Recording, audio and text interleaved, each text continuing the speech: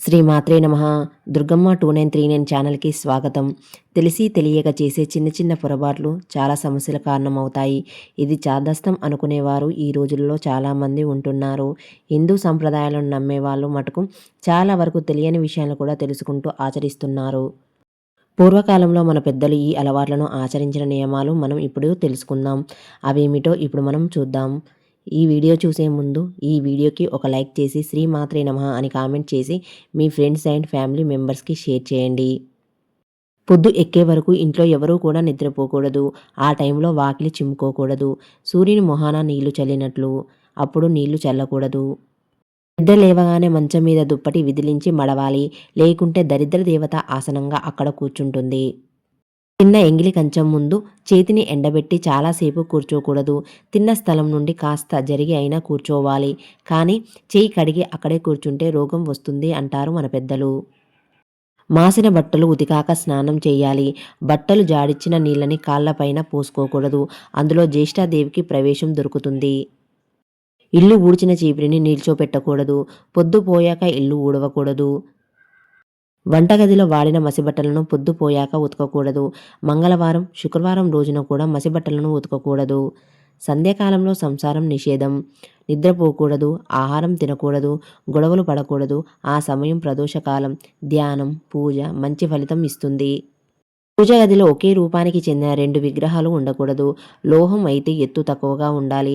కొంచెం పెద్దగా ఉంటే వెనుక వీపు భాగం ఉండకుండా ఉండాలి.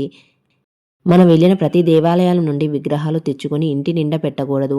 మీ పెద్దల నుండి వస్తున్న ఆనవాయితులను వదలకూడదు. పూజ చేసి విగ్రహాల ముందు ఉదయం సాయంత్రం ఖచ్చితంగా మంచినీరు ఉంచాలి. కుంది దీపం పెట్టేవాళ్ళు 3 ఒత్తులు వేయాలి. 2 అంతకన్నా ఎక్కువ పెట్టేవారు 2 ఒత్తులు వేస్తే సరిపోతుంది. రోజువారీ దీపారాధనకు మీరు వాడే నూనె మీ శక్తి కొలది ఏదైనా పర్వాలేదు. కానీ వ్రతము, నోము, దీక్ష సమయంలో దీపారాధన నూనె అని మార్కెట్లో దొరికేవి తెచ్చుకోకండి. నువ్వుల నూనె, ఆవు నెయ్యి స్తోమత లేకపోతే ఆముదం తెచ్చుకోండి. కొబ్బరి నూనె తెచ్చుకోండి. కానీ కల్తీ నూనె వాడకూడదు. పూజ చేసిన వెంటనే ఆ ఆసనం తీసివేయాలి. అలానే ఒక్క నిమిషం కూడా ఉంచకూడదు. సాయంత్రం 6 దాటాక సూది, ఉప్పు, నూనె, కోడిగుడ్లు ఇంటికి తెచ్చుకోకండి. అవి శని స్థానాలు మీ వెంట కొని తెచ్చుకున్నట్లు అవుతుంది. పొద్దుపోయాక పెరుగు, కూరగాయలు, మిరప్పొడి ఎవరికీ ఇవ్వకండి. ముఖ్యంగా శుక్రవారం, మంగళవారం ఇవ్వకండి. అవి లక్ష్మి స్థానాలు. శనివారం రోజు చెప్పులు, గొడుగు, గుడ్లు, నూనె, మాంసము ఇంటికి తెచ్చుకోకూడదు. మీకు తినే అలవాట్లు ఉంటే గుడ్లు ముందు రోజు తెచ్చుకోండి. జాతకంలో కుజదోషం ఉన్నవారు, వ్యాపారంలో గొడవలు, ఇబ్బందులు ఉన్నవారు మంగళవారం రోజు గుడ్లు తినకండి. దాని ప్రభావం ఇంకా ఎక్కువగా అవుతుంది. ప్రతి ఒక్కరూ కూడా వారంలో ఒక్కరోజైనా మాంసాహారం తినకుండా ఉండాలి. శనివారం చేయడం ఇంకా మంచిది. శనివారం రోజు నలుపు వస్త్రాలు ఇంటికి తీసుకొని రాకండి. ఎవరైనా శనివారం రోజున బహుమతులుగా ఇనుము వస్తువులను, నల్లటి నీలి వస్త్రాలు, గొడుగు, చెప్పులు ఇస్తే తీసుకోకూడదు. దుమ్ము ధూళి లేకుండా శుభ్రంగా ఉంచండి. పూజా గది ఎప్పుడూ శుభ్రంగా ఉండాలి. పూజా ప్రదేశంలో వెంట్రుకలు పడితే దేవతలకు ఆహారం అందదు అంటారు. ఇంటిలో ఎప్పుడూ కూడా సువాసన వెదజల్లుతూ ఉండాలి. సువాసన ఉన్న చోట లక్ష్మీదేవి ఉంటుంది. వంట చేసేవారు మాట్లాడుతూ అరుస్తూ చేయకూడదు.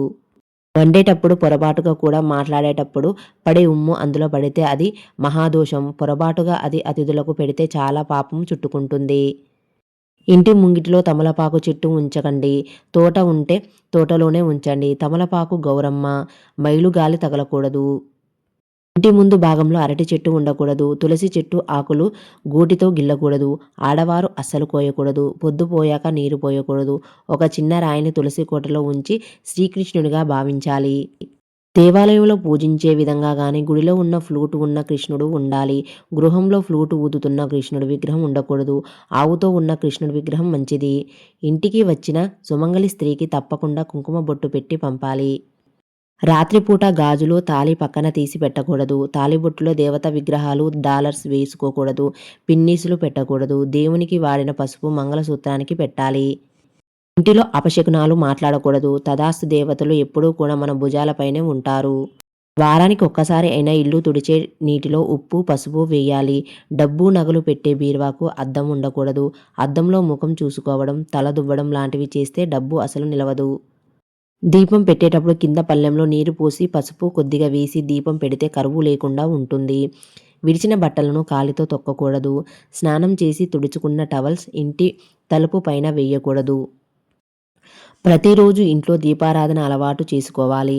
వారానికి ఒక్కసారి అయినా గడపకు పసుపు కుంకుమ పెట్టాలి. ఉదయం లేవగానే పాసిమొహంతో అద్దం చూసుకోకూడదు. తల దువ్వకూడదు. భోజనం చేస్తున్న సమయంలో ఎవరిని తిట్టకూడదు. స్నానం చేసి విడిచిన బట్టలు మళ్ళీ కట్టకూడదు. మంగళవారం, శుక్రవారం క్షవరం చేయకూడదు. గోర్లు తీయకూడదు. పెయింట్లు కుక్కడం, దువ్వడం చేయకూడదు. రెండు చేతులతో తల గోక్కకూడదు. గోర్లు కొరుకుతూ ఉండకూడదు. కాలుపై కాలు వేస్తూ ఆడిస్తూ ఉండటం మంచిది కాదు. గుమ్మం ముందు ఆడించకూడదు. తినేటప్పుడు తుమ్మితే చెయ్యి కడిగి మళ్ళీ నోటిలో నీళ్లు పోసి ఉమ్మి వేసిన తర్వాత అన్నం తినాలి. వెండి వస్తువులు బహుమతులుగా ఇవ్వకూడదు.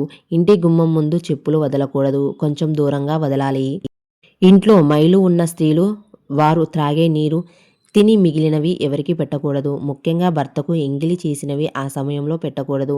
మైలు నియమం తప్పకుండా ఇంటిలో పాటించాలి. ఎవరికైనా అప్పుగా ఇచ్చిన డబ్బు కానీ, ఏ రోజు ఆ రోజు వ్యాపారంలో వచ్చే ధనం కానీ నేరుగా డబ్బులు దాచే బీరువాలో పెట్టకూడదు. ముందుగా ఉప్పు డబ్బాలో పెట్టి ఆ తర్వాత బీరువాలో పెట్టాలి. జీతం రాగానే ఆ డబ్బులతో ముందుగా శుక్రవారం నాడు ఉప్పు కొనాలి. ఇంట్లో ధనం నిలుస్తుంది. రాహుకాలంలో స్నానం, భోజనం చేయకూడదు. ఇంట్లో నిమ్మకాయ దీపం అస్సలు పెట్టకూడదు. దేవాలయంలో మాత్రమే ఈ దీపాన్ని పెట్టాలి. గృహస్థులు ఏకవస్త్రంతో పూజ చేయకూడదు.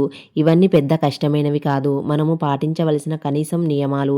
ఇవన్నీ పాటించకుండా ఎలా పడితే అలా ఉంటూ పూజలు చేసిన పూజలు ఏమీ ఫలించవు. ఫలితము ఉండదు. అందుకనే పెద్దలు చెప్పిన ఈ సూత్రాలను పాటిస్తూ దేవుడి మీద నమ్మకంతో పూజలు చేస్తే మనం అనుకున్న పనులన్నీ ఖచ్చితంగా నెరవేరుతాయి. భగవంతునిపై నమ్మకం ఉంటే చాలు. ఈ వీడియో కనుక మీకు నచ్చినట్లయితే మన ఛానల్ని సబ్స్క్రైబ్ చేసుకోండి. లైక్ చేయండి. షేర్ చేయండి. శ్రీమాత్రే నమః.